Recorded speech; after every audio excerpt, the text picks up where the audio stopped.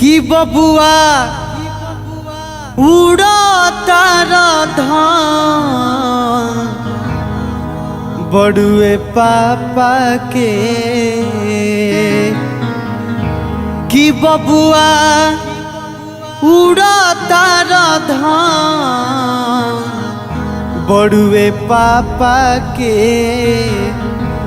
सोच तू बुढ़ापा के ना कि बबुआ उड़ता धान बड़ुए पापा के सोच तू बुढ़ापा के ना।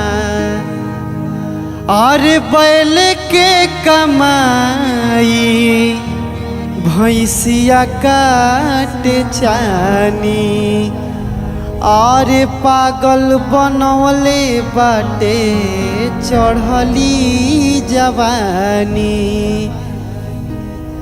और कि बैल के कमाई भैंसिया काटे चानी और आन्हर बनवले बाटे चढ़ली जवानी।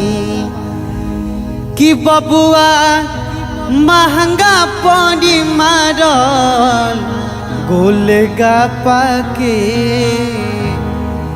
कि बबुआ महंगा पड़ी मारल गोलगप्पा के सोच तू बुढ़ापा के ना कि बबुआ उड़ता धान बड़ुए पापा के सोच तू बुढ़ापा के ना।